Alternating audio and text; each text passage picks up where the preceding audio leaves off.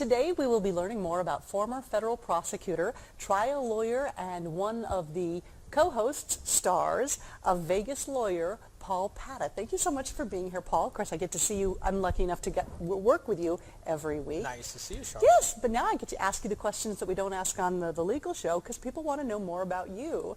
And you are single. I have had people have come up and asked, how single are you? And I don't even know that answer. We don't have to go there. But you have the best hair of any attorney I've ever seen. Well, thank you. You do. I appreciate that. So anyway, Paul, where are you from?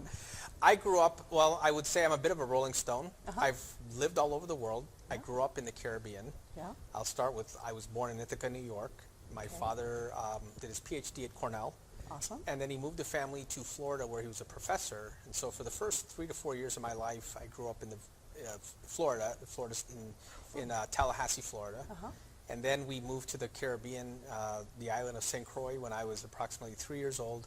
And that was home. Well, it sounds like a charmed life. I mean, you've got brainiac father, and you're living in the Caribbean. I had a father who had very high expectations, so I had to live up to that. Yes. But it was balanced out by a very relaxed lifestyle in the Caribbean. Uh-huh. Grew up eating mangoes and going to the beach, and I always tell people I was really lucky. It was a very idyllic place to grow up. It sounds like it. So you ended up from the Caribbean. Where did you go to law school?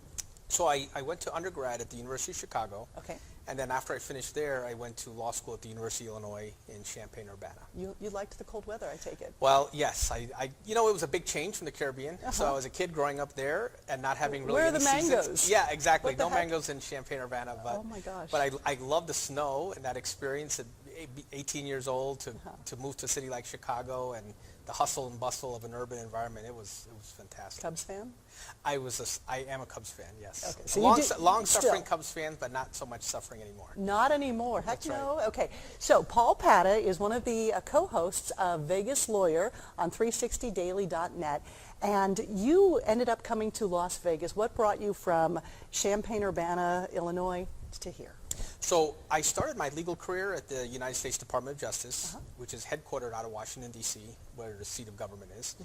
And that was a really exhilarating, heady experience as a young lawyer right out of law school to be selected into the DOJ. Okay. I started my career there. I spent almost 10 years with the department. And So then you interviewed for this job. You were selected. Those are tough jobs to get. especially coming right out of law school. I was going to say, you're up against like all the Harvard I was very attorneys. lucky. Wow. Well, no, it's not necessarily luck. They hired you because they knew what they were. Maybe it was the good hair. It could have been the hair. The hair gel always makes a That's difference. But they knew what they were getting into because you've done fairly well as an attorney. I appreciate that. Yes, I've been fortunate. And so I started my career at the Department of Justice. After about 10 years, I had that longing for the warm weather and kind of being near an ocean. And I thought, California is calling my name. And at that time, there was no openings at the U.S. Attorney's Office, which is basically every state has a regional office called the U.S. Attorney's Office, which is part of the Department of Justice. So I was looking to laterally transfer out there. So you would have gone to like Westwood if you could have. I would have tried to go to L.A., Yeah. And then, but there was no openings there. There was one opening in Las Vegas. I applied, I interviewed, there were 750 applicants. And you got it. Again, I got lucky and It's I the got hair. hired. Yeah. It's the hair. It's the hair, and it makes all the difference with juries too. I can tease you plenty because I also know how incredibly intelligent you are. I appreciate that. You've been in Las Vegas then now for how many years? My goodness, it's been approximately 12 years now. 12 years. Yes. Did you feel like you had a soft landing when you got here, or was there a real splash as soon as you got here? It was a soft landing.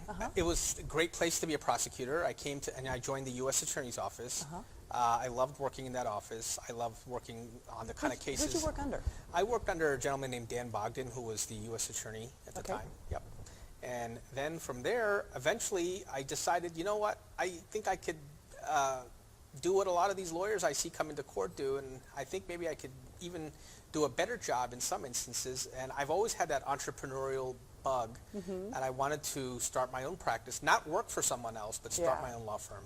And that's what I did. Be in charge of your... So you have been your own attorney for how many years in Las Vegas?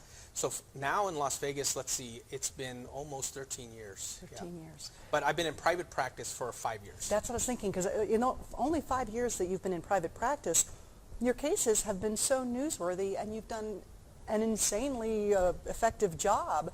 What do you attribute some of that to? And without having to talk about the cases specifically, what case are you also most proud of?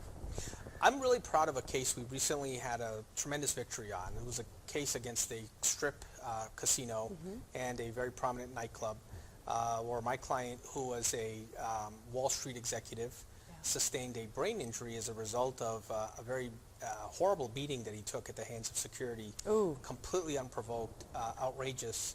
And after 5 years of very hard-fought litigation, we were able to obtain a $160 million verdict for him. And he suffered permanent brain injury. He has suffered some, yes, life-altering injuries. And thank goodness there are attorneys that can come in and help somebody that, I mean, imagine what his life would be without somebody like you going to bat for him. I appreciate that. Yes, I mean, I think that's why I'm really proud of what I do, actually. And I think most lawyers will tell you, people get into this profession because it is the only profession in America that allows you to take on much larger interests. Yeah.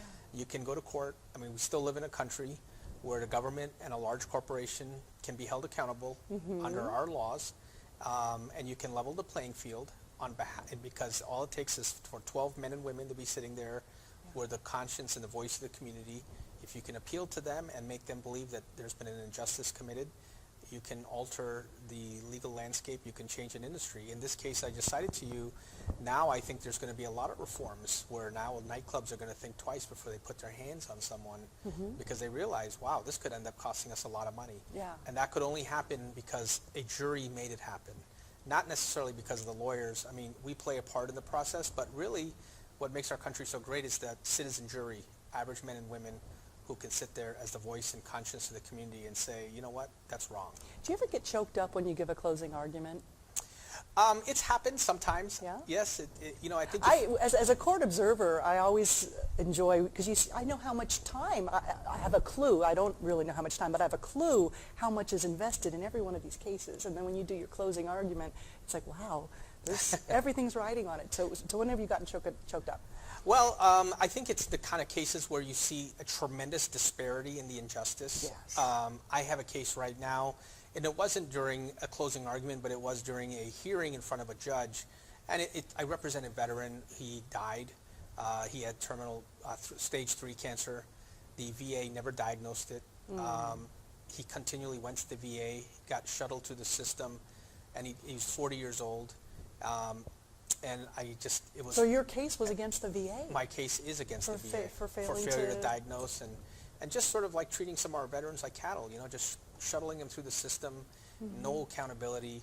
And that was really it is a heartbreaking case, and he's passed away, but I'm continuing to litigate the case for his family, correct. Absolutely. Do you think that your time spent at the Department of Justice gave you an edge that some attorneys don't necessarily have, in that you might be able to come up with ideas that help you in your daily work? That's a great question. I think so, and I feel that way often. I think I see things from a perspective that sometimes obviously other lawyers You've been in the government. Yeah, and that's not to disparage other attorneys. I think, like anything, life is all about the breadth of experience you have, right? Everybody can relate to this because as we all get older, I think we all have broader perspectives that, you know, we don't think the way we did when we were 20 years old. Absolutely So not. it's just experience, and I think that having been an attorney in the federal government, having litigated against very large law firms in Washington, D.C., even here in Las Vegas, having gone before federal judges, that breadth of experience, I don't get intimidated by going to court. Well, Paul, I want to say it is such a pleasure working with you. You are the consummate gentleman. You have a way of putting everybody around you at ease, and I think juries respond to that too. Thank you, Charlotte. You're very kind. Thank you. Well, and I mean it, and you know that as well. For more on-demand shows and episodes, you can check us out at 360daily.net. If you've been injured, you need an experienced law firm to stand up for you. I'm attorney Paul Padda, and I'm ready to fight for you. Injured? Pick up the phone and make that call. Better call Paul. 702-366-1888. 702-366-1888.